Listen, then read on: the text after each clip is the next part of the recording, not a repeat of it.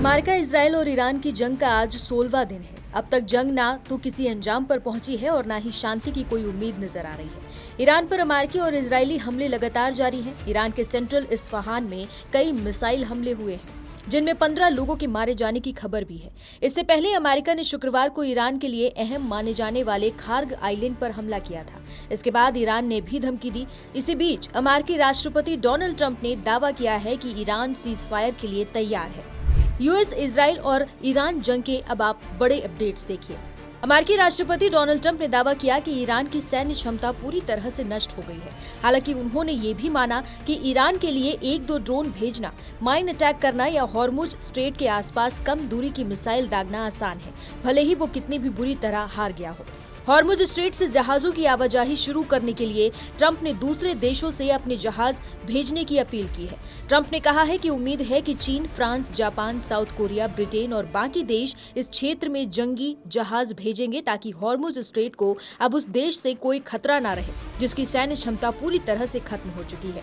Cease fire को लेकर Trump ने दावा करते हुए कहा कि ईरान एक समझौता करना चाहता है और मैं ऐसा नहीं करना चाहता क्योंकि इसकी शर्तें अभी उतनी अच्छी नहीं है। उन्होंने आगे दावा करते हुए कहा कि हमने खार्ग द्वीप को पूरी तरह तबाह कर दिया है, लेकिन हम सिर्फ मजे के लिए उस पर और कई बार हमला कर सकते हैं।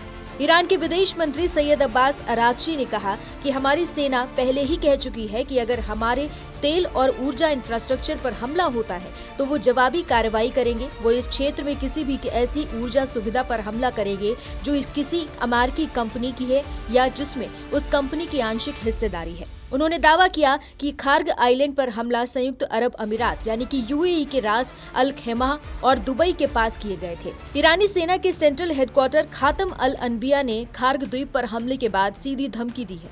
खातम अल अनबिया के प्रवक्ता इब्राहिम जुल्फाघारी ने सरकारी मीडिया IRNA से कहा कि अमेरिकी हितों से जुड़े सभी तेल, आर्थिक और ऊर्जा इंफ्रास्ट्रक्चर को नष्ट कर दिया जाएगा और उन्हें राख के ढेर में बदल दिया जाएगा।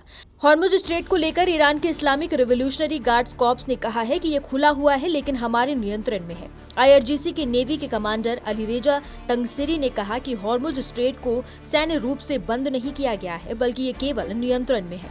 वहीं विदेश मंत्री अरागची ने कहा कि ये केवल हमारे दुश्मनों, हम पर हमला करने वालों और उनके सहयोगियों से संबंधित टैंकरों और जहाजों के लिए बंद है, बाकी सभी वहां से गुजरने के लिए स्वतंत्र हैं। ईरान के नए सुप्रीम लीडर खामेनेई को लेकर अमेरिकी नेताओं ने दावा किया कि वो घायल हो चुके हैं। हालांकि ईरानी विदेश मंत्री अब्बास अरागची ने कहा कि वो ठीक है। एक टीवी इंटरव्यू में अरागची ने कहा कि नए सुप्रीम लीडर के साथ कोई दिक्कत नहीं है। उन्होंने कल अपना संदेश भेजा था और वो अपना काम कर रहे हैं। ईरान के आखिरी शाह के निर्वासित बेटे रजा पहलवी ने कहा कि वो जैसे ही इस्लामिक शासन गिरेगा वो नई सरकार का नेतृत्व करने के लिए तैयार है। उन्होंने कहा कि जैसे ही इस्लामिक रिपब्लिकन का पतन होगा वैसे ही देश की सत्ता संभालने के लिए तैयार है। उन्होंने दावा किया कि सत्ता संभालते ही वो जल्द से जल्द ईरान की सुरक्षा, स्वतंत्रता और समृद्धि बहाल करेंगे।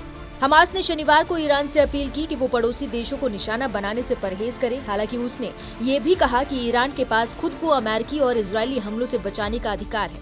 इजरायल के प्रधानमंत्री बेंजामिन नेतन्याहू बिल्कुल ठीक है। उनके दफ्तर ने ये दावा किया कि जब सोशल मीडिया पर कुछ पोस्ट में उनके निधन की बात कही गई थी, सोशल मीडिया पर नेतन्याहू के निधन का दावा किया जा रहा था। इससे जुड़े सवाल पर प्रधानमंत्री ऑफिस ने कहा कि ये फेक न्यूज है, प्रधानमंत्री बिल्कुल ठीक है। ईरान पर 28 फरवरी को अमेरिका और इजरायल ने मिलकर हमला कर दिया था। इस हमले में ईरान के तत्कालीन supreme leader Ayatollah Ali Khamenei की मौत हो गई थी। उनकी मौत के बाद 8 मार्च को उनके बेटे खामेनेई को नया सुप्रीम लीडर चुना गया। 28 फरवरी से ही जंग चल रही है। अमेरिकी और इजरायली हमलों के जवाब में ईरान ने मिडिल ईस्ट के कई देशों पर भी हमला कर दिया है। साथ ही हॉर्मुज स्ट्रेट को भी बंद कर दिया है, जहां से दुनिया का 20% कच्चा तेल गुजरता है। इस बीच शुक्रवार को अमेरिका ने ईरान के खार्ग आइलैंड पर जोरदार बमबारी की है। ट्रंप ने दावा किया कि इन हमलों में खार्ग आइलैंड पर मौजूद ईरान का मिलिट्री इंफ्रास्ट्रक्चर पूरी तरह तबाह हो गया है। ट्रंप ने ये भी कहा कि अगर हॉर्मुज स्ट्रेट बंद रहता है तो ईरान के ऑयल इंफ्रास्ट्रक्चर को भी निशाना बनाया जा सकता है।